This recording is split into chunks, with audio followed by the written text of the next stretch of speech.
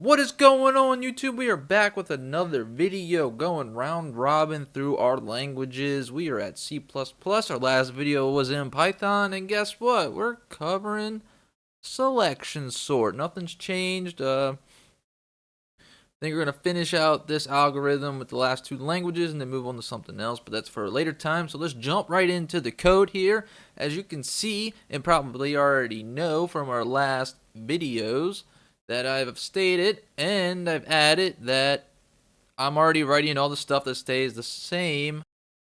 This is the save time because after you see it once, you can go back and view it when I talk about it, but I'll go briefly through it right now. We're basically reading our file. So we got that set to our random numbers. We say we open the file, then we get the line, then we append it to our vector here that is passed by reference, not by value. Because if you pass by value, these go nowhere because it goes out of scope and poof, nums is gone. Whereas we pass by reference, we can add these lines / numbers to this num vector and it will remain throughout the remainder of our program. With that said, we got our print function that just goes ahead and prints our nums. That way we don't have to write this twice. We can just pass in our vector and just loop through them, and pretty easy and straightforward. And we have our empty function selection sort that takes in our vector of numbers, and this is where we're going to do the sorting. So let's get to it. So with that said, and if you watched the explanation on selection sort, we are going to need to start with a variable called min, which is not set to anything right now because we're going to set that later. But first we need to jump into a for loop here, and we got to set that to I is equal to 0, and then we're going to run to the size of nums, so nums size, but -1, so we don't need to go all the way to the top or the end of it. Then we just increment I plus 1. And this is where we're going to set min. So min is going to equal I. Then we're going to jump inside another for loop here. We're going to say int j is now equal to I plus 1 because we don't want to loop over the same number we were just at. And this one, and j is going to loop all the way up to nums.size because we do want to hit the last one. And then we just increment it by 1. So there we got two loops. Our first number that comes through here at the index of I, so it should be 0, is set to min.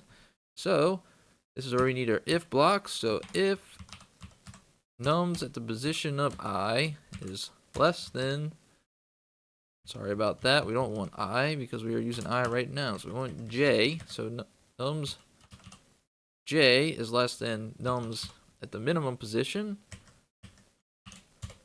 Go ahead and set min equal to j.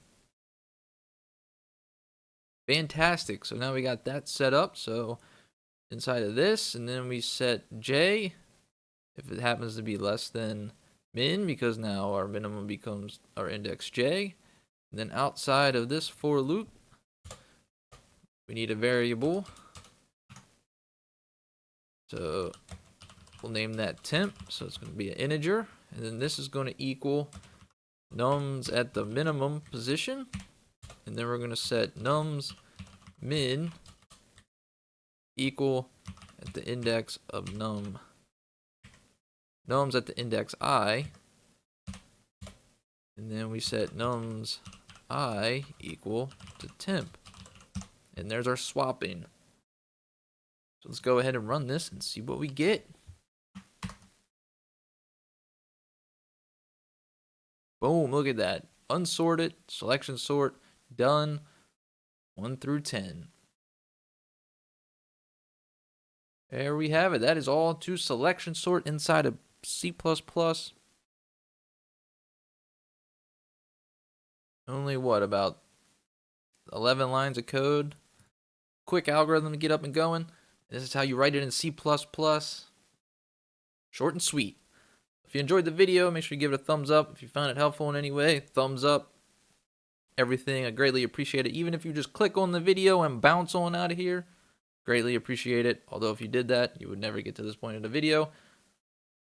But anyway, thanks as always. See you next time.